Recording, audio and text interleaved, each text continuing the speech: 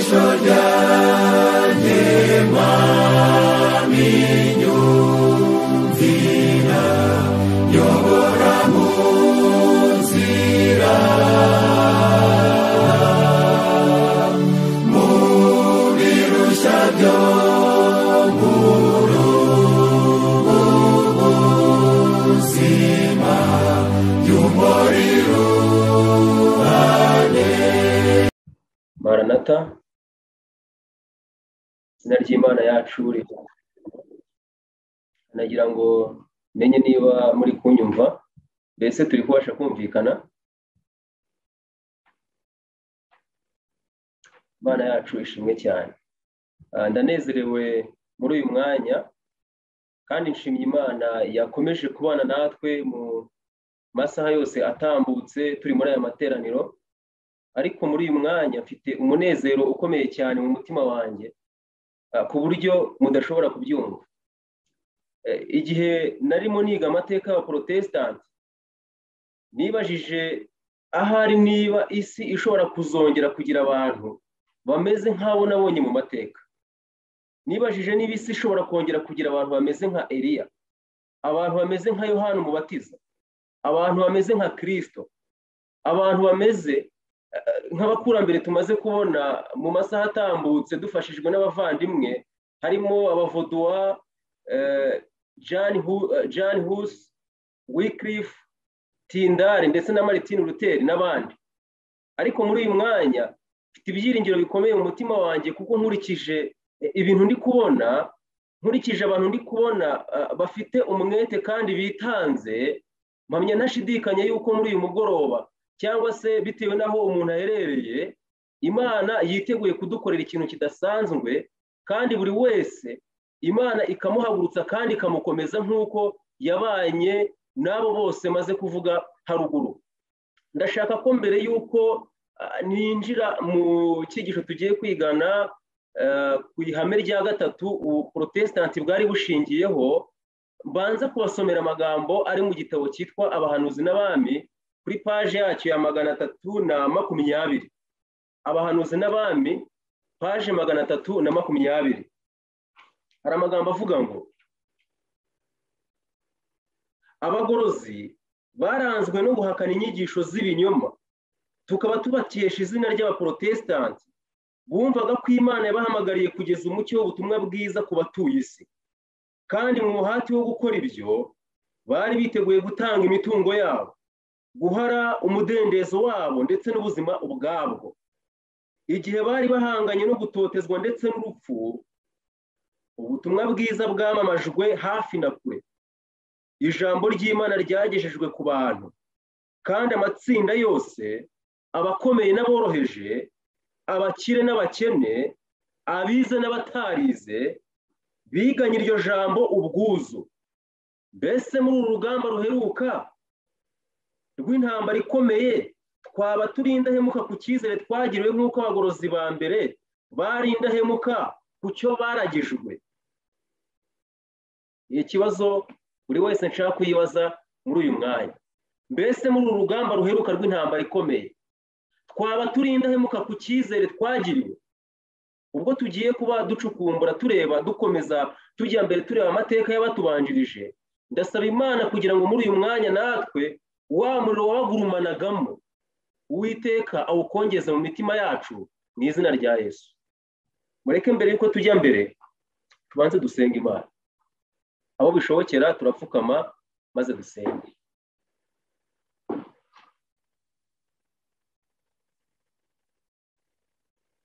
Nyiricyubahiro, mugenga w'ibiriho byose, turagushimiye, izina ryawe rihimbazwe. Dukomeje kuba imbere yawe kandi tugushimiye ko wakomeje kuduha umugisha. Niyo mpamvu tukwinginze no muri uyu mwanya, kugeza mu gihe cyose dusigaje turi imbere yawe, muri uyu mwanya mwiza wo kubana nawe twiga ijambo ryawe kandi dusenga, Umwuka Wera amurikire intekerezo zacu, ducishwe bugufi kugira ngo icyubahiro kibe cyawe. Komeze kutwigisha binyuze mu ijambo ryawe, kandi kuko ijambo ryawe ari igikoresho gikomeye cyo kutweza no kutugeza ku rugero rushyitse rw'igihagararo cya Kristo. rikomeze gusohoza umurimo waryo mu mitima yacu mu izina rya Yesu, amen. Ndizera ko muri kubasha kubona screen naberetse. Tugiye kuganira ku ihame rya gatatu ubuprotestanti bwari bushingiyeho, ni ihame ryitwaga sola gratia cyangwa ubuntu bwonyine. Twamaze kubona amahame abiri. Irya mbere twabonye dufashijwe n'umuvandimwe mwene data Bernard ni iryitwa sola scriptura cyangwa ibyanditswe byera byonyine. Twabonye ndetse n'ihame rya kabiri ryavuga kwizera konyine, sola fide. Muri uyu mwanya tugiye kurebera hamwe ihame rya gatatu ryitwa ubuntu bwonyine cyangwa se sola gratia, ubuntu bwonyine. Iyo dufashe ibyanditswe byera, ndagira ngo buri wese afate Bibiliya ye, tujye mbere mu rwandiko Pawulo yandikiye Tito.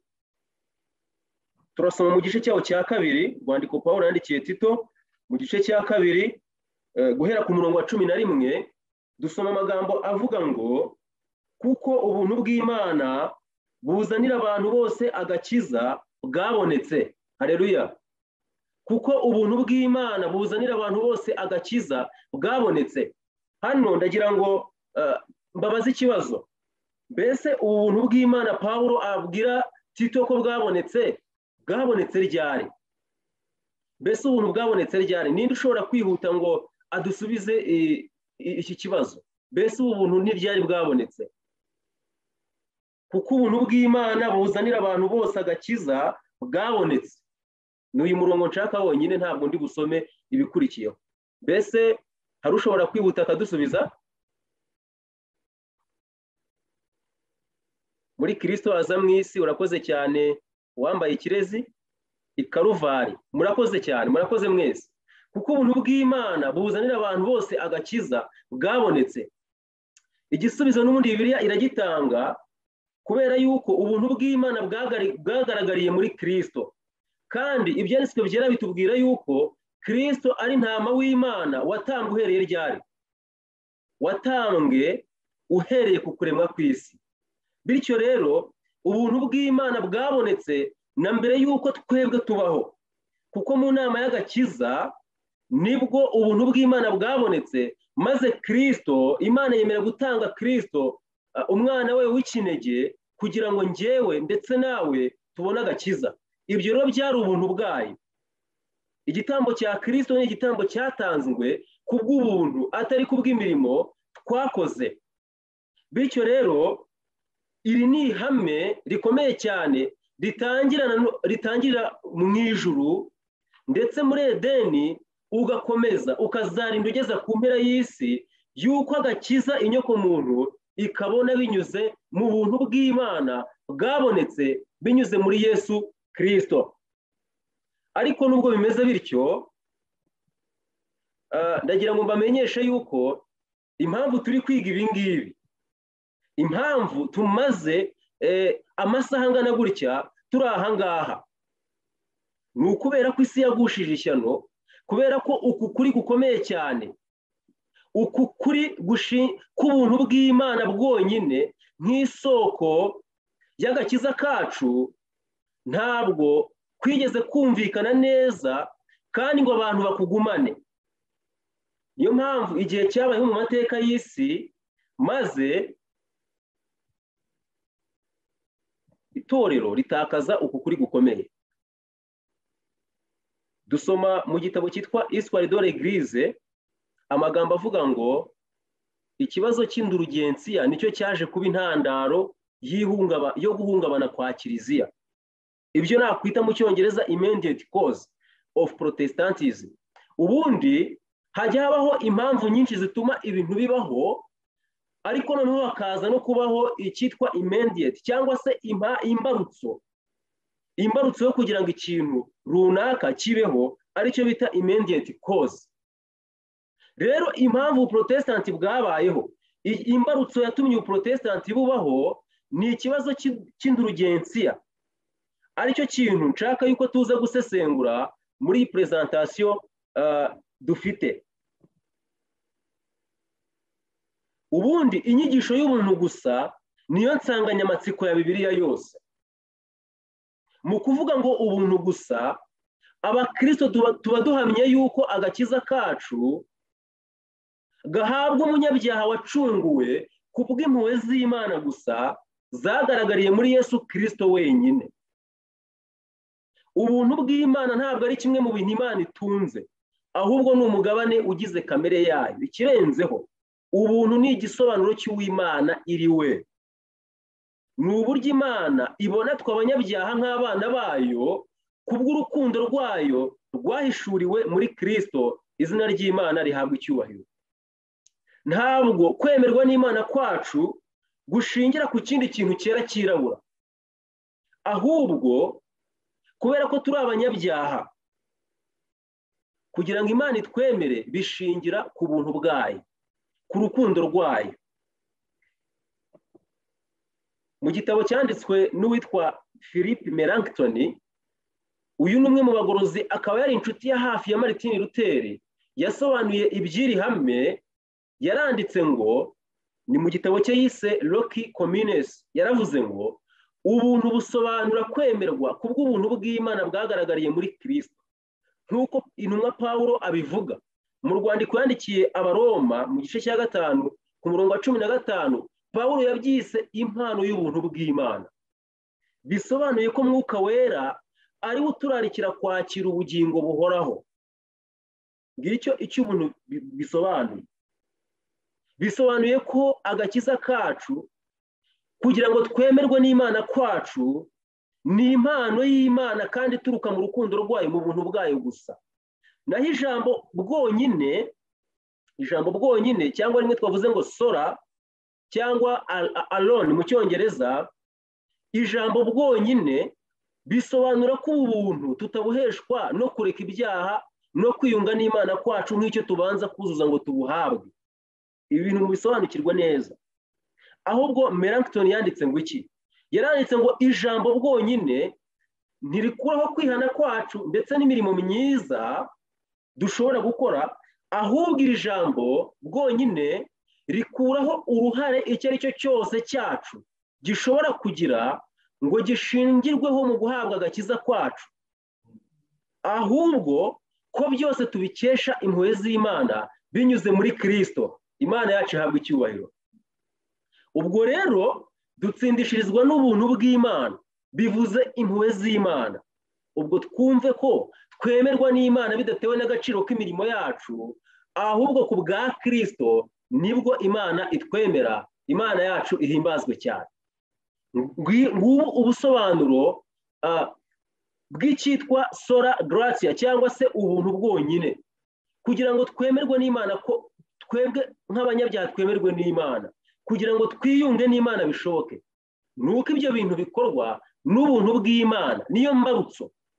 Rero inyigisho y'ubuntu gusa ndashaka ko tuyirebera mu mateka y'itorero, ariko none twibaza ikibazo, mbese inyigisho itorero ryaje kuyigumana, ryarayigumanye? Mu gitabo cyitwa History of Reformation, ni igitabo cyanditswe n'uwitwa Willy, kuri paji ya 50 hari amagambo avuga ngo agakiza kubw'ubuntu ni ikintu cya kabiri cyatandukanyaga iyobokamana nyakuri n'iyobokamana rishingiye ku migenzo y'abantu. Ariko Willy yibajije ikibazo, ariko se byagenze bite? Ese itorero ryakomeje kubungabunga iki kiragano cy'agaciro ryahawe kuva kera? Maze aravuga ngo reka turebe neza amateka yacyo, amateka y'iki kiragano cy'ubuntu bw'Imana. Yaranditse ngo abaturage ba Yerusalemu, abo muri Aziya, abaturage b'Ubugereki ndetse na Roma mu gihe cya cyami, mu gihe cy'abami b'abami ba mbere, aba baturage muri bo humvikanye amakuru meza ngo mwakijijwe n'ubuntu kubwo kwizera, ntibyavuye kuri mwe ahubwo ni impano y'Imana. Ubu ni ubutumwa bwiza Pawulo yandikira Abefeso mu gice cya 2. Mwakijijwe n'ubuntu kubwo kwizera, ntibyavuye kuri mwe ahubwo ni impano y'Imana.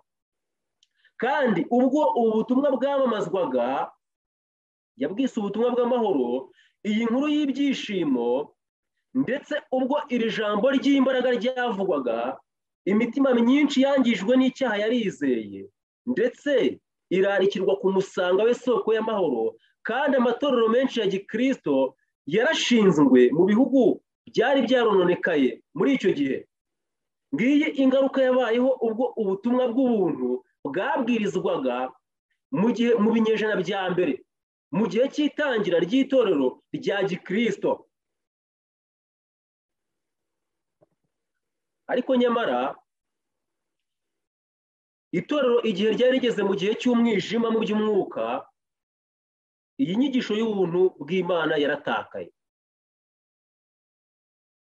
Aya ni amateka turi kurebera hamwe mu gitabo cyitwa Intambara Ikomeye, niho tugiye gukomereza kugira ngo tugende tureba uburyo iyi nyigisho y'ubuntu nk'uko twayibonye yatangiriye mu isezerano rya kera, ariko bigeze mu gihe cy'itorero rya gikristo tugiye kureba uko byagenze. Mu kinyejana cya 6 ndi gusoma mu gitabo cy'Intambara Ikomeye kuri paje ya 43, paje ya 43, aravuga ngo mu kinyejana cya 6 ubutegetsi bw'abapapa bwari bwaramaze gukomera cyane. Icyicaro cyabwo cyabaga mu murwa mukuru w'ubwami bw'Abaroma, bityo abantu babwirwa ko papa ari we muyobozi mukuru w'itorero. Ubwo ubupagani bwari bwaramaze gusimburwa n'ubupapa. Ikiyoka cyari cyarahaye inyamaswa imbaraga zacyo n'intebe yacyo y'ubwami n'ubutwari bukomeye, nk'uko biri mu Byeshu igice cya 13 umurongo wa 2. Ubwo hatangiye imyaka 1260 y'akarengane kakozwe n'ubupapa, kari karavuzwe mu buhanuzi bwa Daniyeli n'ubwo mu Byahishuwe, nk'uko biri muri Daniyeli igice cya 7 umurongo wa 25, ndetse no mu Byahishuwe igice cya 13 kuva ku murongo wa 5 kugeza ku murongo wa 7. Abakristo bagombaga guhitamo kureka ubutungane bwabo, bakemera imihango n'uburyo bwo gusenga byashyizweho n'ubupapa, cyangwa bagahitamo kuzagwa muri gereza zabaga munsi y'ubutaka, gutwikishwa umuriro no gushikamirwa n'imbago babashikanura, cyangwa gucibwa ibihanga. Nibwo hasohoye amagambo Yesu yavuze ngo, ariko muzagambanirwa n'ababyeyi banyu ndetse n'abavandimwe na bene wanyu n'inshuti zanyu, bazicisha bamwe muri mwe, muzangwa na bose bahora izina ryanjye. Luka igice cya 21 umurongo wa 16 n'uwa 17. Abizera bahuye n'akarengane gakaze kuruta ako bari barigeze guhura nako mbere, maze isi yose ihinduka isibaniro. Abagize itorero rya Kristo bamaze imyaka magana menshi bihisha. Ibyo nibyo umuhanuzi yavuze ati, uwo mugore ahungira mu butayu, aho afite ahantu yiteguriwe n'Imana kugira ngo bamugaburire kumara iminsi 1260, nk'uko ari mu Byahishuwe igice cya 12 umurongo wa 6. Amagambo akomeza, kujya ku butegetsi kw'itorero ry'i Roma kwabaye intangiriro y'ibihe by'umwijima. Aya magambo muyumve neza. Kujya ku butegetsi kw'itorero ry'i Roma niko kwabaye intangiriro y'ibihe by'umwijima. Kubera iki byiswe ibihe by'umwijima turaza kubibona. Uko ububasha bw'iryo torero bwiyongeraga, niko n'umwijima warushagaho kubudika. Abantu bateshejwe kwizera Kristo w'urufatiro nyakuri, basigara bizera papa w'i Roma. Abantu bateshejwe kwizera Kristo w'urufatiro nyakuri. Umuvandimwe Antoine yatwigishije sora ya 2 ari yitwa sora fide, kwizera konyine, aho agakiza kacu none gashingiye ku kwizera ubuntu bw'Imana, kwizera Yesu Kristo ari we buntu bw'Imana bwagaragariyemo. Rero abantu bateshejwe kwizera Kristo w'urufatiro nyakuri basigara bizera papa w'i Roma. Mu cyimbo cyo kwiringira umwana w'Imana ngo ababarire ibyaha abahe n'agakiza k'iteka ryose, mu cyimbo cyo kwiringira umwana w'Imana ari we Yesu Kristo ngo ababarire ibyaha kandi abahe n'agakiza k'iteka ryose, abantu biringiraga papa n'abepiskopi ndetse n'abapadiri papa yashyizeho ngo bamuhagararire. Bigishijwe ko papa ari we muhuza wabo n'Imana uri ku isi, kandi ko ntawe ari gushobora kwegera Imana atamunyuzeho, kandi nanone ko papa ari kumwe nabo ari mu cyimbo cy'Imana. Bityo ibyo bikaba byaravugaga ko agomba kumvirwa. kudakurikiza amategeko ya papa byabaga ari impamvu yo gutuma ababikoze bahabwa igihano gikomeye kibabaza imibiri n'intekerezo byabo. Kubw'ibyo abantu bateshejwe kurangamira Imana barangamira abantu bibeshya, bayoba, b'abagome, kandi si ibyo gusa ahubwo ikirenzeho barangamira umutware w'umwijima wakoreraga muri abo bantu. Icyaha cyiyoberanyije mu mwambaro w'ubutungane. Aya magambo nyasomye mu gitabo cy'Intambara Ikomeye kuri paje ya 43. Nshuti muvandimwe, urabona neza uburyo itorero ryatakaje ukuri gukomeye kwari kuri mu byanditswe byera kwerekana yuko agakiza kabonerwa mu kwizera Yesu Kristo gusa, kandi kagatangwa kubw'ubuntu bw'Imana nta kiguzi. Ahubwo abantu basigara barangamiye papa.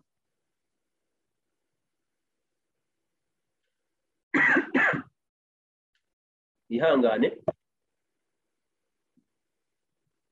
Ibi rero byaje gutuma itorero rigera kure cyane, ari nabyo byaje kubyara cya kibazo nababwiye cyabaye imbarutso y'Ubuprotestant, aricyo kibazo cy'indurugensiya.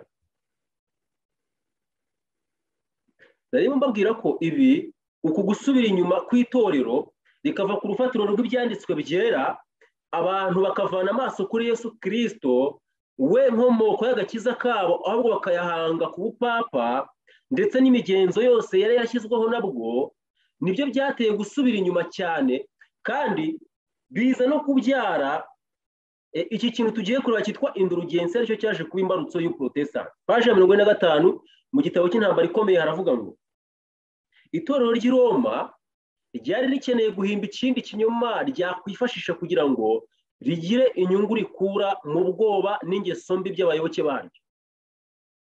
Iryo ryakigezeho rigishobojwe n'inyigisho yo kugura imbabazi z'ibyaha, aricyo cyitwa indurugensiya. Nshuti muvandimwe, twabonye neza yuko agakiza gashingiye ku buntu bw'Imana gusa, maze kubwo kwizera kwacu twakwizera ubuntu bw'Imana bwahishuwe cyangwa bwabonetse, tukabarwaho gukiranuka, tukabarwaho agakiza. Ariko nyamara Roma yazanye indi nyigisho yitwa kugura imbabazi z'ibyaha, ariyo yitwa indurugensiya. Abantu bose biyemeje kurwanira papa mu ntambara yarwanaga, ashaka kwagura ubutware bwe, ashaka guhana abanzi be, cyangwa ashaka gutsembatsemba batinyukaga guhakana ko ari umuyobozi w'itorero w'ikirenga. Abo bantu basezeranirwaga kubabarirwa ibyaha bakoze kera. Ibyo bakoraga mu gihe barimo nibyo bari kuzakora mu bihe bizaza, ndetse no gukurirwaho imibabaro n'ibihano byari kubageraho kubera ibyo byaha. Abantu kandi bigishijwe ko guhitorera amafaranga byatuma bashobora gukizwa ibyaha, ndetse bagashobora gukiza ababo bapfuye babaga bababarizwa mu muriro. Nguko uko abategetsi b'i Roma bigwijeho ubutunzi, kandi bashimangira kwishyira hejuru, kwirimbisha, ndetse n'ubukozi bw'ibibi byakorwaga n'abiyita abahagarariye umukiza utarigeze ugira aho kurambika umusaya. Mwene data ukurikiye ijambo ry'Imana muri aka kanya, ngira ngo urabona ugusaya mu bibi mu buryo bukabije iri torero ry'i Roma ryari rimaze kugeraho, aho abantu aho kurangamira Kristo ngo bahabwe agakiza, bigishijwe yuko ndetse bagasezeranirwaho kugira ngo bababarirwe ibyaha bakoze kera, ibyo bari gukora ubu, ibyo bazakora mu gihe kizaza, ndetse n'ibyo mu miryango yabo bakoze bapfuye. Basezeranwa ko ibyo bintu bashobora kubigeraho ari uko bagize ibintu runaka batanga, yaba amafaranga cyangwa kwitanga bakajya mu ntambara zo kurwanira ubupapa. Ariko nyamara ibi byari bihabanye n'ukuri kwa Bibiliya. Niyo mpamvu muri iki gihe, igihe gusaya mu bibi kwari kumaze gukabya, ntabwo Imana yigeze ibura abantu bayihagararira. Ntabwo Imana yigeze ibura abantu bayihagararira. Nk'uko umuvandimwe Bernard yabitwigishije, abavoduwa nibo bantu bahagaze barwanya iyi mikorere y'ubupapa. mu ntambara ikomeye paje ya 56 dukomeza dusoma ibyabo gushikama mu kuri kw'abakristo ba mbere aribo bitwaga abavuduwa. Igihe byari bimeze gutya, igihe Kiliziya Gatolika yarimo yigisha iyi nyigisho ipfuye ishyira ku ruhande ubuntu bw'Imana bwagaragariye muri Kristo, ku rundi ruhande hari abantu b'Imana bahagaze mu ruhande rwo kurwanya ibi binyoma bashikamye. Dusoma kuri no page amagambo avuga ngo umuvugabutumwa w'umuvuduwa yigishanyaga umwete n'ubwuzu afite ubushake bwo kumenya ukuri guhebuje k'ubutumwa bwiza. Haleluya. Yakoranaga ubushishozi n'ubwitonzi mu kwerekana imigabane imwe y'ibyanditswe byera. Yanezezwaga cyane no guha ibyiringiro umutima w'indakemwa wihebeshejwe n'icyaha, wabonaga ko umugambi w'Imana ari uguhora ndetse ko yiteguye guhana gusa. Akenshi uwo muvugabutumwa w'umuvuduwa yarapfukamaga akavugana intimba n'amarira, maze akabwira abavandimwe be amasezerano meza cyane ahishura ibyiringiro bimwe rukumbi by'umunyabyaha. Uko niko umucyo w'ukuri wacengeye mu bantu benshi bari bari mu mwijima, maze ugatamurura igicu cy'umubabaro barimo, kugeza ubwo izuba ryo gukiranuka rimurikiye mu mitima rifite gukiza mu mirasire yaryo. Izina ry'Imana rihabwa icyubahiro. Aba ni abakristo ba mbere b'abavuduwa bakomeje kumurika umucyo mu gihe ibinyoma bya Kiliziya Gatolika byari bimaze gukwira ahantu henshi, hafi ya hose. Kenshi byabaga ngombwa ko umugabane umwe wo mu byanditswe usomwa ugasubirwamo, uteze amatwi yifuje kuwusubiriramo kugira ngo amenye ko yabyumvise koko. By'umwihariko bifuzaga cyane gusubirirwamo aya magambo ngo amaraso ya Yesu umwana wayo atwezaho ibyaha byose. Haleluya. Kandi nk'uko Mose yamanitse inzoka mu butayu, niko umwana w'umuntu akwiriye kumanikwa kugira ngo umwizera wese abone guhabwa ubugingo buhoraho. Izina ry'Imana rihabwa icyubahiro. Nguko uko Imana yagiye igira abantu bayihagararira muri iki gihe cyari gikomeye cy'umwijima w'icuraburindi. Mbere y'uko ngera kuri Martin Luther ubwo yashyiragaho iri hame rya sola gratia, ndashaka kubanza kubereka mbere gato ihangane, mbere gato yuko Martin Luther ashyiraho sola gratia, hari abandi Imana yari yagiye ikoresha mu gihe inyigisho z'abavuduwa zagendaga zicengera zikahuranya umwijima w'ibinyoma watejwe n'inyigisho z'ubupapa. Ntabwo zagarukiye mu byaro no mu boroheje gusa, ahubwo zageze no mu bakomeye, aribyo byaje gutegurira inzira inyenyeri y'ubugorozi ariwe John Wycliffe watangiye ubugorozi afite imyaka 16 y'ubukuru. Dusoma mu gitabo nababwiye cyitwa History of Protestantism kuri page ya 57 amagambo avuga ngo Bradwardine wari umwe mu bahanga ba mbere mu mibare ndetse n'iby'ubumenyi bw'ikirere. Uyu mugabo witwa Bradwardine ndagira ngo mumukurikirane, ntabwo amateka ye ajya avugwa cyane, ariko ni umwe mu bantu bakomeye Imana yakoresheje kugira ngo ubutumwa bwiza bugere kuri Yohani Wycliffe ariwe waje kuba inyenyeri y'ubugorozi. Nabisomye muri iki gitabo cyitwa History of Protestantism. Ni ibitabo bibasha kuboneka nubwo biri mu Cyongereza, kuba bikeneye bazavuga tukabibahereza, kuko ibi bitabo birahari. Ari iki cyitwa History of Protestantism mu migabane yacyo yose, n'icyitwa History of Reformation. Ni ibitabo ubu ushobora kubona. Bradwardine yari umwe mu bahanga ba mbere mu mibare ndetse n'iby'ubumenyi bw'ikirere mu gihe cye. Ariko igihe yatangiraga kwiga ijambo ry'Imana, yakiriwe anezerewe inyigisho y'ubuntu gusa. Amen. Uyu mugabo wari umuhanga kandi akaba yarigishaga muri kaminuza ya Oxford, aho John Wycliffe yakiriye ubutumwa bwiza. Witwa Bradwardine wari umuhanga mu mibare ndetse n'ubumenyi bw'ikirere. Igihe yatangiraga kwiga ijambo ry'Imana, yasanzemo inyigisho y'ubuntu gusa, maze ayakira anezerewe. Maze intebe ye ihinduka isoko y'ubumenyi buruta ubumenyi bwa siyansi yari asanzwe atanga. Mu gihe abandi bahanga bo mu gihe cye bifashishaga ubuhanga buhanitse bagerageza gucukumbura ngo bamenye imiterere y'ibintu n'impamvu biriho ndetse bihatira gucukumbura amayoberane. Bradwardine we yari anyuzwe no kwemera iby'Imana yahishuye mu ijambo ryayo, kandi uku kwicisha bugufi kwagororewe kuvumbura inzira abandi babuze. Imana ihabwa icyubahiro. Igihe Bradwardine yacaga bugufi agacukumbura mu byanditswe byera, agashyira hasi imyumvire ishingiye kuri siyansi yari afite yo gucukumbura impamvu ibintu biriho ndetse n'amayoberane, uyu mugabo Bradwardine iyi myifato ye yaje kugororerwa kuvumbura inzira abandi bari barabuze. Mu kuvanaho igishura cyari gitwikiriye, yahishuriye abanyeshuri be bari bamuzengurutse bafite ishyaka no kubaha inzira y'ubugingo, abihanangiriza by'umwihariko kwirinda inyigisho z'ibinyoma zavugaga ko umuntu ashobora kwikiza ubwe biturutse ku mirimo ye, ko ubuntu budakenewe mu murimo w'agakiza. Iyi ni inyigisho yari iriho muri kiriya gihe yitwaga Pelagianisme. Inyigisho yarimo ikuraho agakiza gaturuka ku buntu busaze bw'Imana. Bradwardine yabaye umwigisha ukomeye mu by'iyobokamana kuruta uko yari mu bucurabwenge.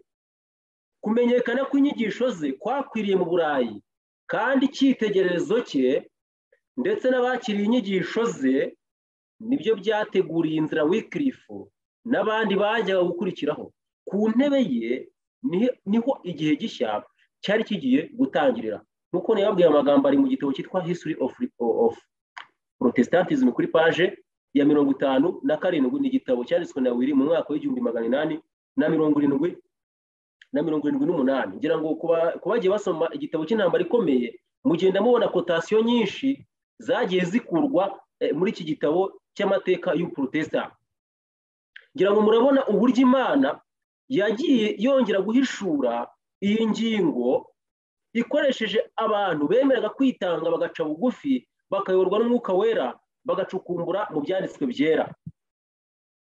Reka turebe kuri igihe noneho John Wycliffe yari amaze gucukumbura maze akaza kubona uku kuri agukomoye muri izi nyigisho za Bradwardine. Paje 60 mu gitabo cy'intambara ikomeye dusoma amagambo avuga ngo igihe Wycliffe yari akiri mu mashuri muri Oxford University nibwo yatangiye kwiga ibyanditswe. Muri ibyo bihe bya mbere, ubwo Bibiliya yari yanditswe mu ndimi za kera gusa, abari barize nibo babashaga kubona iyi nzira ibageza ku isoko y'ukuri. Iyo nzira yari ifunzwe ku matsinda y'abari batarize.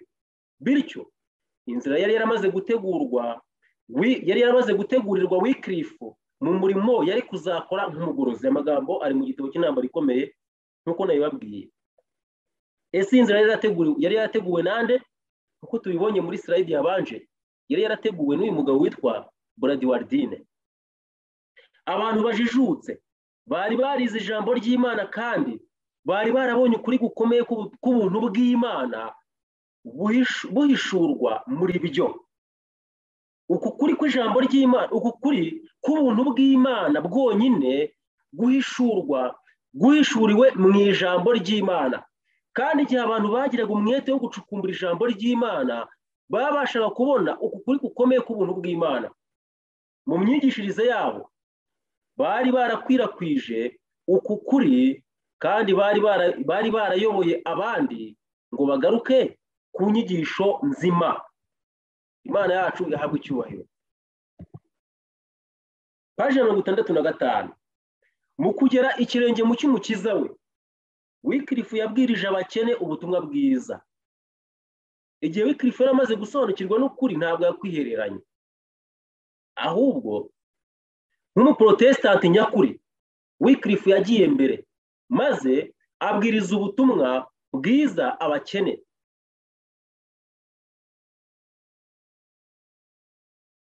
Ntabwo yanejejwe no gusakaza umucyo mu ngo z'abakene bo muri paruwasi ya Lutherworth gusa, ahubwo Wycliffe yemeje ko umucyo wagezwa mu bice byose by'igihugu cy'Ubwongereza. kugira ngo agere ku ntego yateguye itsinda ry'ababwiriza bari abantu boroheje kandi bitanze bakundaga ukuri ntibagire ikindi bifuza uretse kukwamamaza. Haleluya. aba bantu bakoranye umurimo na Wycliffe bari abantu ngo bakundaga ukuri kandi nta kindi kintu bakundaga ndetse ngo bagihe agaciro bumve bakifuje uretse kwamamaza ukuri. abo bantu bagiye hirya no hino bakigishiriza mu masoko, bakigishiriza mu nzira zo mu mijyi minini ndetse no mu mihora yo mu cyaro. Bashakishaga abantu bakuze, abarwayi ndetse n'abakene, maze bakababwira inkuru nziza y'ubuntu bw'Imana. Haleluya. Inkuru nziza y'ubuntu bw'iki? Inkuru nziza y'ubuntu bw'Imana. Mbese turacyari kumwe?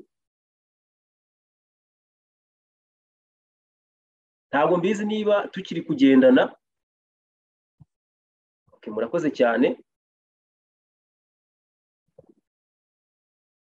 Dusomye amagambo anejeje cyane avuga ngo bashakishaga abantu bakuze, abarwayi ndetse n'abakene, maze bakababwira inkuru nziza y'ubuntu bw'Imana. Ko twabonye ko ubuntu bw'Imana bwari bwarahishuwe kera uhereye ku kuremwa kw'isi binyuze muri ntama w'Imana ukora ibyaha by'abari mu isi. Bityo buri muntu wese wakiraga uku kuri ku byanditswe byera yakoraga umurimo ukomeye wo kukubwiriza, yaba abantu bakuze, yaba abarwayi ndetse n'abakene. Kandi ntabwo byagarukiraga ku bakene gusa, ahubwo nk'uko twabibonye ibi ngibi byagombaga kurenga bikagera ndetse no mu bakomeye. Nyamara igihe Wycliffe yakomezaga umurimo ukomeye, twabibonye igihe twigaga icyigisho cyabanje cya Bernard, Wycliffe yahuye n'abamurwanya cyane kandi yagiye ahura n'intambara kugeza ubwo bamwifurizaga gupfa, bamusaba kwihakana Imana. Nyamara nubwo byari bimeze bityo, ntabwo Wycliffe yagambuye, ntabwo yashoboraga kwiyoberanya. Yakomeye ku nyigisho ze ashize amanga, maze avuguruza ibirego by'abamurenganyaga. Yageze aho areka kwizirikana, yibagirwa icyo ari cyo n'aho yari ari, maze ashyira abamuteze amatwi imbere y'urukiko rw'Imana. Bityo uburiganya n'uburyarya bwabo abishyira ku munzani w'ukuri guhoraho. Imbaraga ya Mwuka Muziranenge yumvikanye muri icyo cyumba.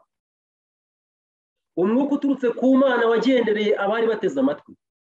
Basaga n'abadafite imbaraga ibabashisha kuva aho hantu.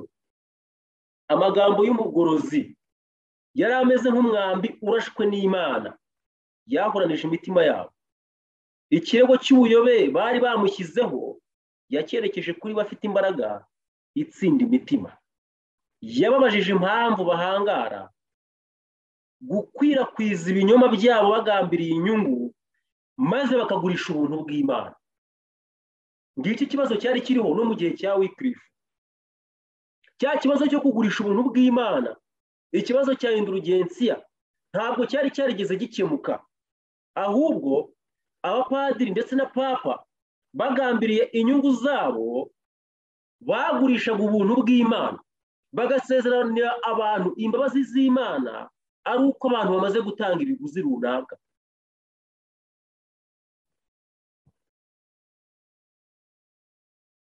Ibi rero byaje gutuma habaho ivugurura rikomeye, ari nabyo uyu munsi turi kwizihiza. Hashize imyaka 504 mwene data Innocent yatangiye abivuga.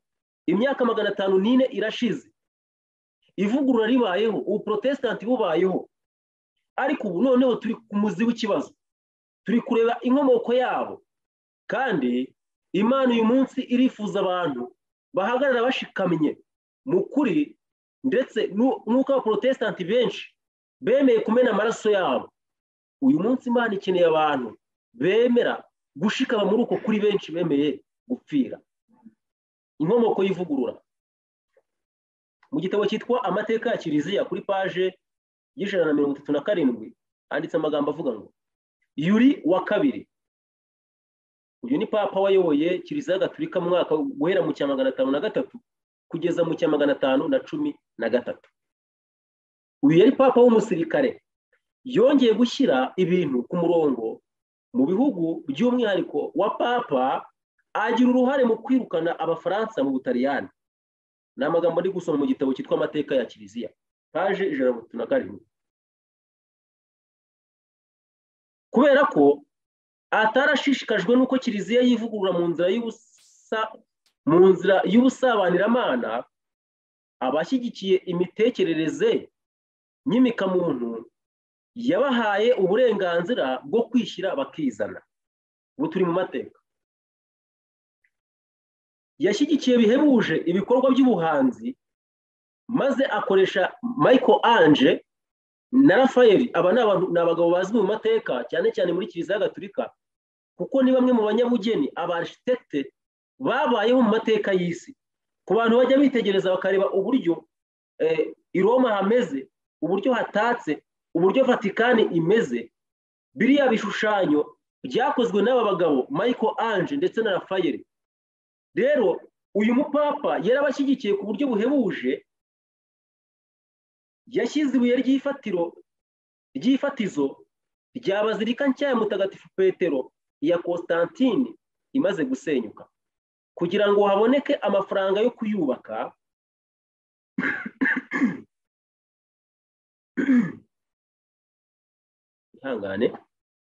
Kugira ngo haboneke amafaranga yo kubaka iyi bazilika nshya ya Mutagatifu Petero,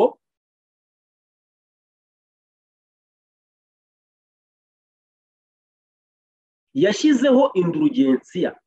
Iki kintu mucyiteho cyane. Iki ni ikintu cyakozwe n'uyu mupapa witwa Yuri wa kabiri. Yongeye gushyiraho indurugensiya, abantu bose batangaga amafaranga yo kubaka babonaga indurugensiya. Ni ukuvuga ko bakurirwagaho ibihano byo muri purigatori, bo ku giti cyabo ndetse n'ababo bapfuye. Uwamusimbuye ariwe Papa Leo wa 10 yakomeje uwo murongo w'indurugensiya. Ibyo bihungabanya ukwemera kw'abakristo benshi, nuko umumonaki w'umudage witwa Luteri amurwanya yivuye inyuma. Aya ni amagambo ari mu gitabo cy'amateka ya Kiliziya. Ni igitabo cyandikiwe na Kiliziya Gatolika y'i Roma ubwayo, ishami rya ndetse gishyirwa mu Kinyarwanda na Kiliziya yo mu Rwanda. Ndagira ngo ahari nari nabasomeye ibya indurugensiya mu gitabo cy'intambara ikomeye, ariko hari abantu benshi baba batanazi ibi bitabo, kandi nizeye ntashidikanya ko tuba turi kumwe hano kuri platform. Abantu bamenye neza yuko ibi ni ibintu Kiliziya ubwayo yihamiriza byabaye. Rero iki kintu cyo cyatumye Martin Luther ahaguruka maze arwanya iki kintu uyu mupapa yarakoze, ngo amurwanya yivuye inyuma. Aya mateka ntabwo ari muri kiriya gitabo gusa, ahubwo no mu ntambara ikomeye arimo. Handitse ngo paje 93, itorero ry'i Roma ryagurishaga ubuntu bw'Imana. Nshuti muvandimwe, twatangiye tubona yuko ubuntu bw'Imana bwabonetse. Impamvu bwitwa ubuntu nyine nuko ni ubuntu. Imana, igikorwa cy'agakiza ni igikorwa yakoze twe tutaranabaho, maze iduhereza iyo mpano. Ni free gift, ni impano y'ubuntu. Ariko itorero ry'i Roma ryakoze icyaha cy'inkoraruguma, maze rigurisha ubuntu bw'Imana. Ameza y'abavunjaga yahoraga ateguwe iruhande rwa za alitari zaryo, kandi ahazengurutse hose humvikanaga urusaku rw'abagura n'abagurisha, kubwo gushaka gukusanya umutungo kugira ngo i Roma hubakwe Kiliziya ya Mutagatifu Petero. Papa yatanze uburenganzira bwo kugurisha imbabazi z'ibyaha ku mugaragaro. Ingoro yo gusengeramo Imana yagombaga kubakwa n'ibiguzi by'imbabazi z'icyaha. Ibuye nsanganyarukuta ryarashinzwe hakoreshejwe ibiguzi byo gukiranirwa. Nyamara ubwo buryo bwakoreshejwe kugira ngo Roma ihabwe isumbwe bwahungabanyije cyane imbaraga zayo no gukomera kwayo. Ubwo buryo nibwo bwateye abarwanyaga ubutware bwa papa guhaguruka, biyemeje kandi bagamije intsinzi, ndetse bishoza urugamba rwanyeganyije intebe y'ubwami bwa papa ndetse n'ikamba ryo ku mutwe we. Imana ihabwa icyubahiro. Imana ishimwe yuko habonetse abantu batagurwa kandi ntibagurishwe, bagombaga guhangana n'ibi binyoma kandi bakanyeganyeza iyi ntebe y'ibinyoma Bibiliya yita ko ari intebe ya Satani. Uwatoranijwe kuyobora igurisha ry'imbabazi z'ibyaha mu Budage ni uwitwa Tetzel. Yahamwaga n'ibyaha bikomeye cyane yari yarakoreye abantu ndetse n'amategeko y'Imana, ariko kuko yari yarabashije gusimbuka igihano cy'ibyo byaha bye, yaje gukoreshwa mu gushyira mu bikorwa imishinga igamije inyungu kandi itagira ikindi yitaho ya papa. Yavugaga ashize amanga maze akabasubiriramo ibinyoma kandi akavuga imigani mihimbano itangaje kugira ngo ajijishe abantu badasobanukiwe n'abatwarwa badasesenguye. Iyo aba bantu bajya kugira ijambo ry'Imana ntibajyaga gushukwa bene ako kageni, ariko bari baranyazwe Bibiliya kugira ngo bagume mu maboko y'ubutegetsi bwa papa no kugira ngo ubutware ndetse n'ubutunzi bw'ubwo butegetsi bigwire. Igihe Tetzel yinjiraga mu mujyi, hari intumwa yamubanzirizaga ikagenda ivuga iti, ubuntu bw'Imana n'ubw'umubyeyi uzira inenge buri ku marembo yanyu. Munyumvire, Tetzel igihe yabaga agenda yamamaza izi mpapuro za indulgensiya zihesha abantu imbabazi z'ibyaha, yagendaga ababwira ati ubuntu bw'Imana n'ubw'umubyeyi uzira inenge buri ku marembo yanyu. Bityo rubanda rwakiraga uwatukaga Imana agafatwa nk'aho ari Imana ubwayo ibasanze imanutse iva mu ijuru. Ubwo bucuruzi bubi bwakorerwaga mu rusengero kandi Tetzel akazamuka ku ruhimbi aritari maze akamamaza impapuro zihesha imbabazi z'ibyaha indulgensiya nk'impano y'agatangaza itangwa n'Imana. Yavugaga ko ku bw'ibyo byemezo bihesha imbabazi yatangaga, ibyaha byose uwaguraga icyo cyemezo yari kuzifuza gukora nyuma yaho yari kuzabibabarirwa, kandi ko no kwicuza atari ngombwa kubera icyo cyemezo. Iki cyari ikinyoma gikomeye cyane kandi bwari uburiganya bwa Satani. Ariko Imana ihabwa icyubahiro kubera yuko Imana itakomeje kurebera, ahubwo dusoma amagambo kuri paji ikurikiyeho 95 ngo noneho Luteri yinjira mu murimo ashize amanga nk'umuntu urwanirira ukuri. Haleluya. Luteri yinjiye mu murimo ashize amanga igihe yabonaga ibinyoma bimaze gukabya, igihe abantu babaga bamaze kugura impapuro zibahesha imbabazi maze bakaza kuzereka Martin Luther wari padiri mu rusengero rwabo i Wittenberg. Martin Luther yarwanyije ibi bintu, yinjira mu murimo ashize amanga. Imana idufashe kandi muri uyu mugoroba, muri iki gitondo hano twe turi hamaze gucya kuko ubu ni saa 9 za mu gitondo, za hafi saa 10. Abandi bagiye bari ahantu hagiye hatandukanye. Ndifuza mu mutima wanjye kandi nsaba Imana Data wa twese ngo itwuzuze umwuka ku rugero rukwiriye kandi rusumbyeho kuri aba bagabo harimo na Martin Luther. Ijwi rye ryumvikanye ku ruhimbi mu muburo ukomeye, yagaragarije abantu imiterere mibi y'icyaha kandi abigisha ko umuntu atashobora koroshya igishinja giterwa n'icyaha cyangwa ngo acike igihano cy'ibyaha binyuze mu bikorwa bye. Nta kindi kintu icyo ari cyo cyose cyabasha gukiza umunyabyaha uretse kwihana imbere y'Imana no kwizera Yesu Kristo. Ntabwo ubuntu bwa Kristo bubasha kugurwa. Imana ihabwe icyubahiro. Ni Imana itangirwa ubuntu. Luther yagiriye abantu inama ngo be kugura ibyemezo bihesha imbabazi z'ibyaha indulgensiya, ahubwo yababwiye guhanga amaso umukiza w'abambwe bafite kwizera.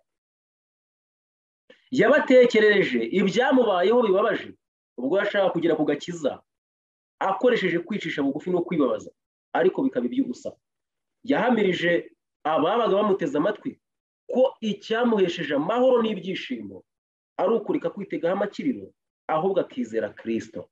Imana yacu ihimbazwe cyane. Rero uyu munsi turi ku itariki ya 31 Ukwakira mu 2021. Ku itariki nk'iyi Ukwakira mu 1517 uyu wabaye umunsi utazibagirana mu mateka. Kiliziya Gatolika ubwayo uyu munsi warayishegeshe maze babyandika mu gitabo cy'amateka yabo.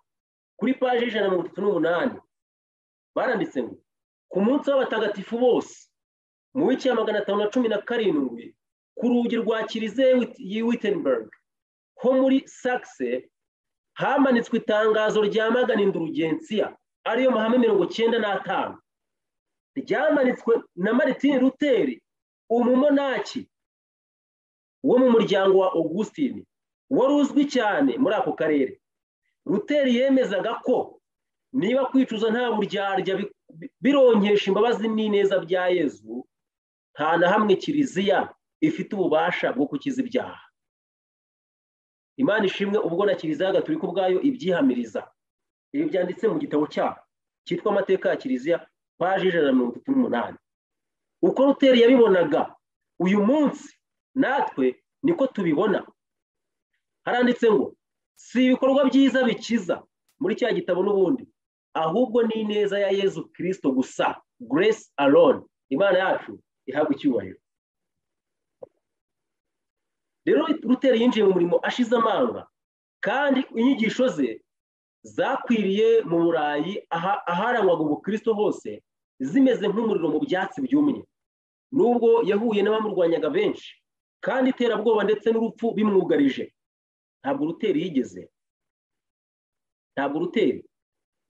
yigeze acika intege.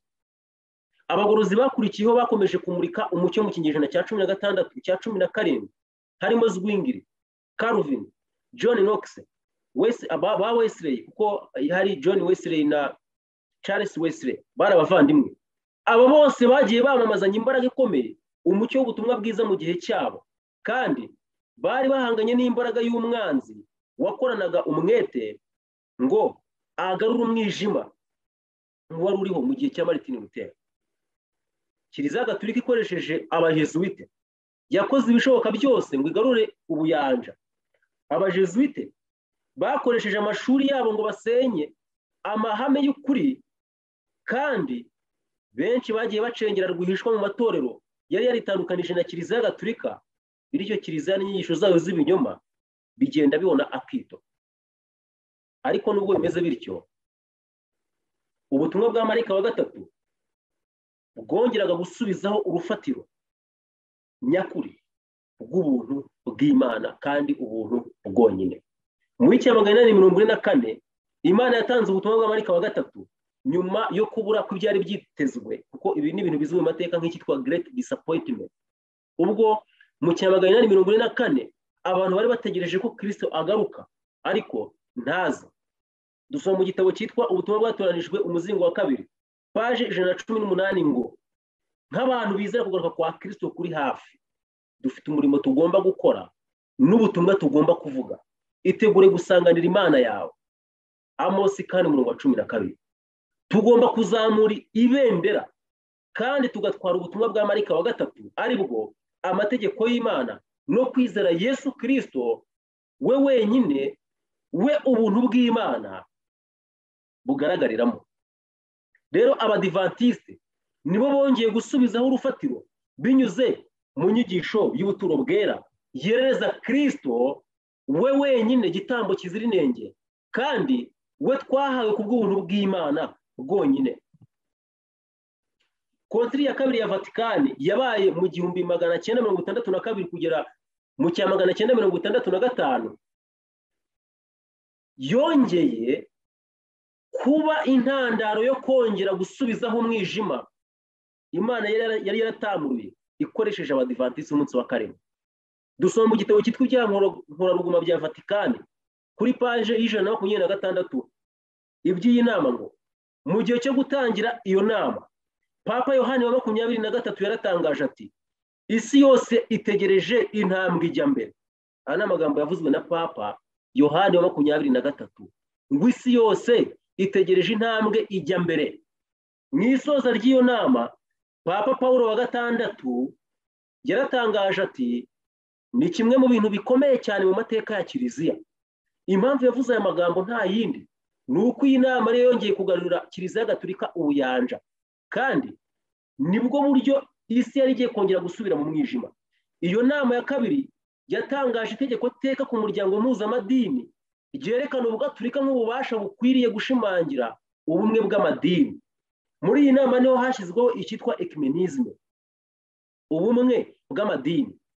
Ibitangazamakuru byagize icyo bivuga kuri icyo cyemezo nk'ubutumwa bw'amahoro, urukundo, ubwumvikane hagati y'amadini ndetse n'abantu bose.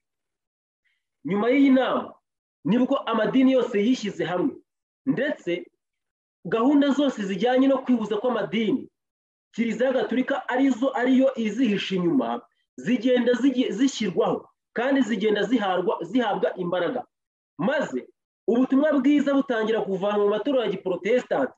Ahubwo nk'uko tubisomye hano, abantu batangira kugenda babwiriza ubutumwa bw'amahoro ndetse n'urukundo, ibyitwa ngo ni social gospel, ubutumwa butagize icyo buhungabanya, ubutumwa bw'uburumbuke, ubutumwa bw'amahoro, aho kwerereza Kristo we ntama w'Imana ukuraho ibyaha by'abari mu isi, maze gusubira inyuma mu by'umwuka bigenda birushaho kuba gikwira. Ari nayo mpamvu uyu munsi wa none, nyuma y'uko tugiye tubona imbwirwaruhame nyinshi nk'uko abavandimwe babigarutseho, ntabwo ndi buze kubijyamo, zerekana ko Ubuprotestanti bwarangiye, uyu munsi tubona ikibazo nk'icyari kiriho mu gihe cya Martin Luther, mu gihe cy'imyaka y'umwijima, uyu munsi nanone cyongera gukaza umurego. Inyigisho z'uko abantu bakizwa kubwo gukora ibintu runaka uyu munsi zamaze kuba gikwira. Urugero natanga, hari benshi bazi yuko bashobora kuronkeshwa agakiza no gukora ingendo nini cyane zivunanye bava ahantu hamwe bajya ahandi. Abari mu Rwanda murabizi neza uburyo abantu bakora ingendo nini ndende cyane bivuna, bamara iminsi bagenda barara amajoro bajya i Kibeho n'ahandi hantu hatandukanye bashobora kumva ko ariho bari bubonera umugisha w'Imana. Amasengesho y'urudaca no kwiyicisha inzara, abantu bashaka ubuntu bw'Imana. Ariko umuvandimwe, twabonye ko ubuntu bw'Imana butangwa nta kiguzi. Gushaka umusozi wera wo gusengeraho, hari abagikanyarira, ni ahantu hazwi mu Rwanda ndetse n'ahandi hantu hatari hamwe. Ndetse uyu munsi muzi impaka nyinshi ziriho, cyane cyane mu itorero ryacu, aho abantu babwirwa ngo ugomba gusengera hano ndetse na hariya, nutabikora ntabwo ushobora gukizwa. Ibyo byose ni uburyo bwo kwihangira gukiranuka kandi bukuraho ubuntu bw'Imana. Gushaka amazi y'umugisha, muzi abantu benshi bakora ingendo ndende bagatanga amafaranga bashaka ngo amazi y'umugisha yuko nibabasha kuyanywaho cyangwa bakayabateraho ngo bari buze gukira imivumo runaka. Gutega amakiriro ku bantu nk'uburyo bwo kuronka umugisha w'Imana, gutanga amafaranga menshi, imyanya y'ibyubahiro mu madini n'ibindi byinshi. Ibi ni ibinyoma kuri ubu biri gukorerwa mu matorero yose hirya no hino ku isi. Ariko nshuti muvandimwe, ikintu nshaka kukubwira ngana ku musozo ni uko ubuntu bw'Imana buhagije kugira ngo tubashe kubona agakiza. Reka mbasomere amagambo ari mu gitabo cyitwa Inyandiko z'ibanze kuri paje y'142 kugira ngo murebe neza uburyo ibi bintu bimaze kugera ku rugero rukabije. Kandi Imana ikeneye abantu, ikeneye abagabo ndetse n'abagore babashe kwihagararira, nk'uko Martin Luther twasomye ngo yinjiye mu murimo we ashize amanga. Paje 182 igitabo cy'Inyandiko z'ibanze, soma amagambo avuga ngo muri iki gihe itorero ntirikiri abantu bihariye badasanzwe nk'uko ryari rimeze mu gihe imiriro y'itotezwa yari rikongerejwe. Mbega ngo izahabu irahinduka inkamba, mbega uburyo izahabu yari nziza cyane yahindutse. Neretswe ko iyo itorero rigumana imico yaryo yihariye kandi itunganye, ya mbaraga y'umwuka wera yahawe abigishwa yari kuba ikiri muri ryo.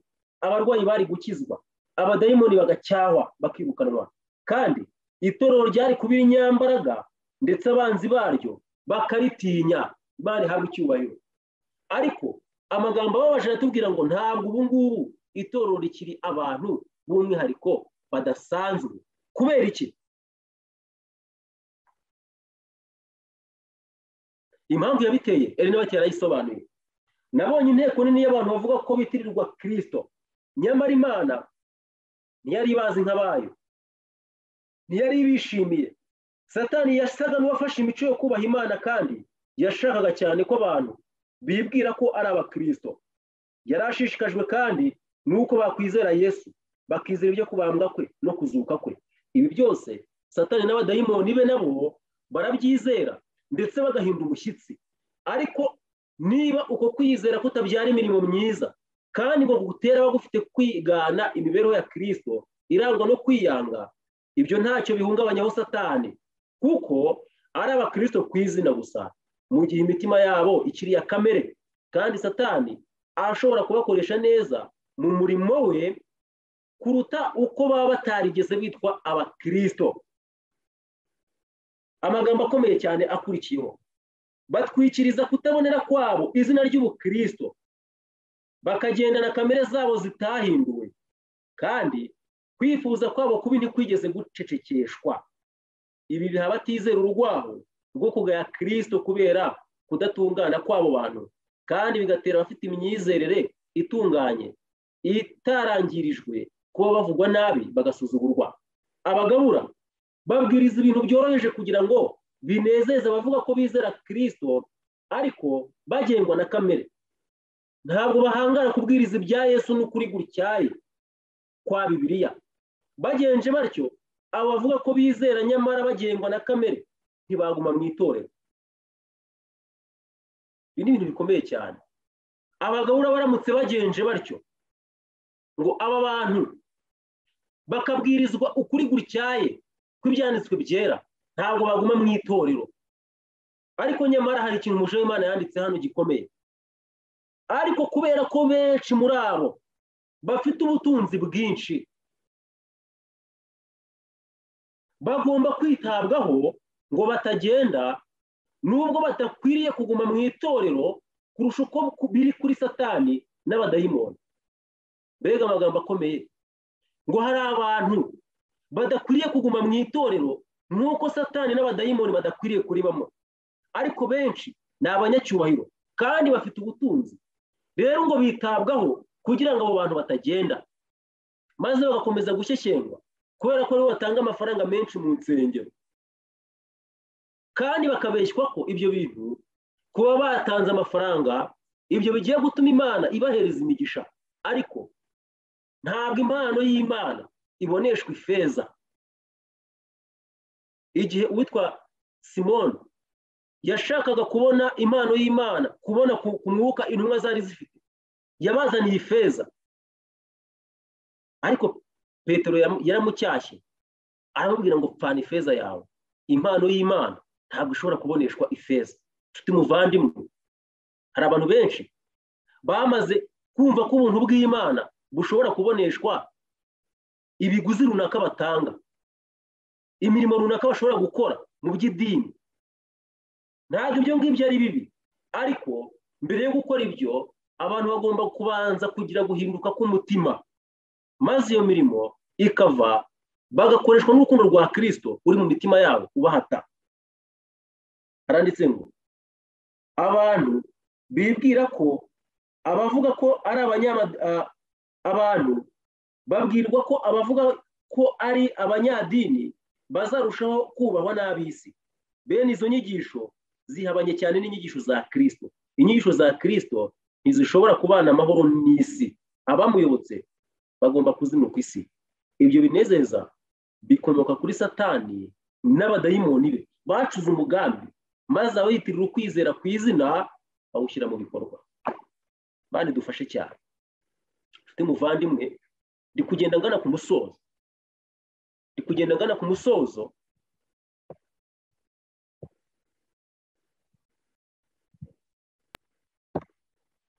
murabona ko ikibazo nk'uko cyari kiri mu gihe cy'abagorozi batubanjirije uyu munsi kirakigaragaza. Bityo rero hakenewe abagorozi, hakenewe abantu bakiriye ubuntu bw'Imana mu mitima, hakenewe abantu bakiriye ubuntu bw'Imana mu mitima. Aba bantu nibo bashobora kuzahagarara muri uru rugamba ruheruka kandi bagakora umurimo nk'uwakozwe na Martin Luther, bakabasha guhagarara bashize amanga, bagashobora guhagarara biteguye guhangana n'inyamaswa ndetse n'igishushanyo cyayo.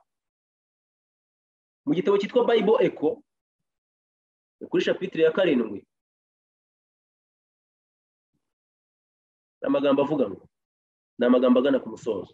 Kristo yaje kuri iyi si yambika ubumana bwe ubumuntu, yishyiraho kamere muntu,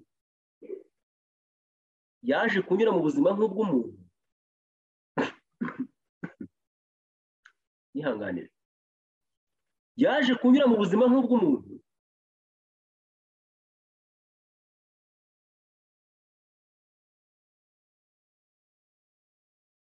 kunyura aho Adamu yatsindiwe kugira ngo ahatsindire, amucungure, ahure kandi atsinde umwanzi w'Imana n'umuntu, kugira ngo kubw'ubuntu bwe umuntu abashe gutsinda kandi amaherezo umuntu azafate umwanya hamwe na Kristo ku ntebe ye y'ubwami. Haleluya!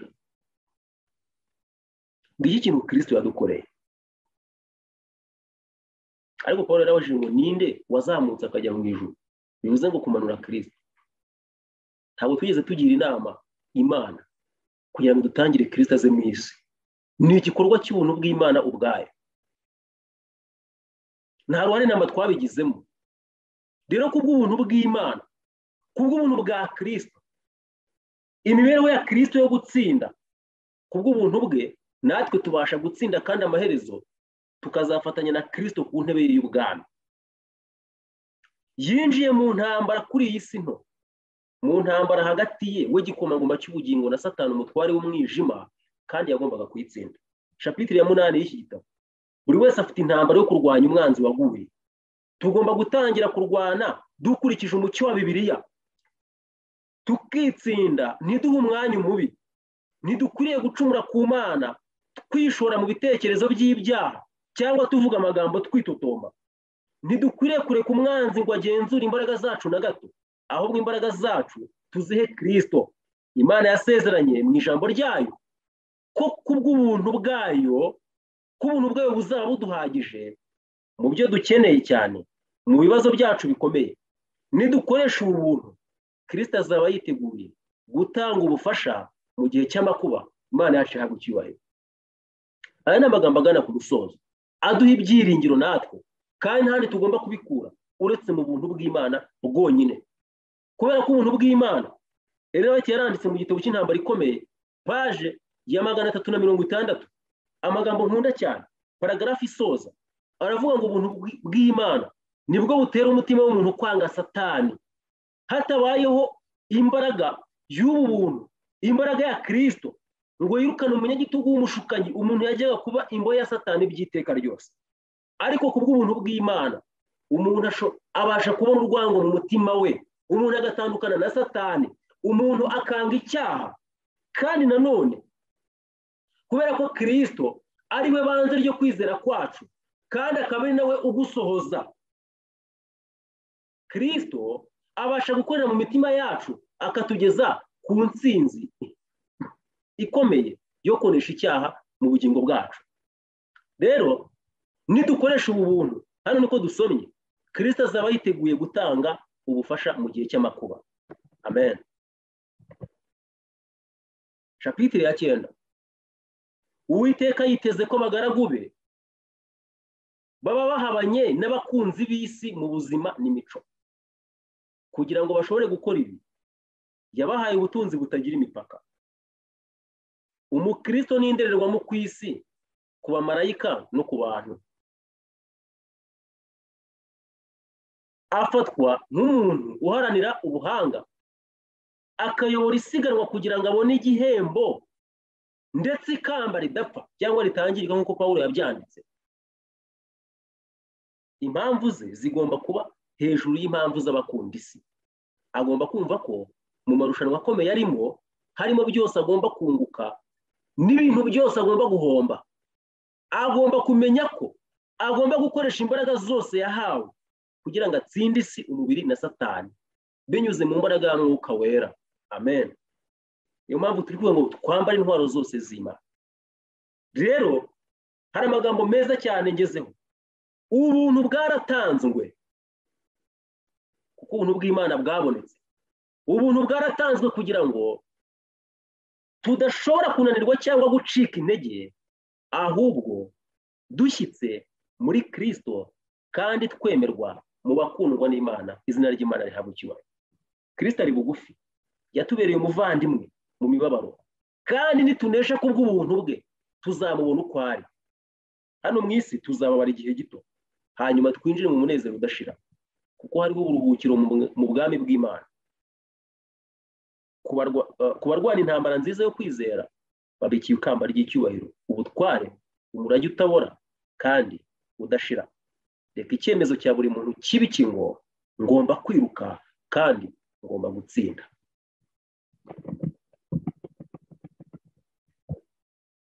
Hasigaye igihe gito umucyo ukiri muri mwe. Mugende mugifite umucyo, umwijima utaraza, kuko ugenda mu mwijima atamenye iyajya. Ni shapitire ya 11 ya cya gitabo cyitwa Bible Echo. Ariko abagenda mu mucyo bazi neza aho bajya, bagenda intambwe ku yindi hamwe na Yesu, bagana mu bwami bwateguriwe abakiranutsi.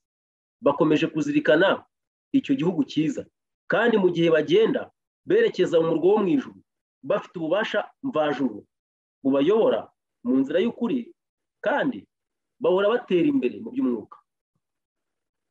Ntugomba kuba umwijima, ugomba gukurira mu buntu no mu bumenyi bw'umwami n'umukiza wacu Yesu Kristo. Bityo rero uzarushaho kugera ku gihagararo gishyitsi, kugira ngo bihamywe n'umutware wo mu ijuru ati muri we uruzuye.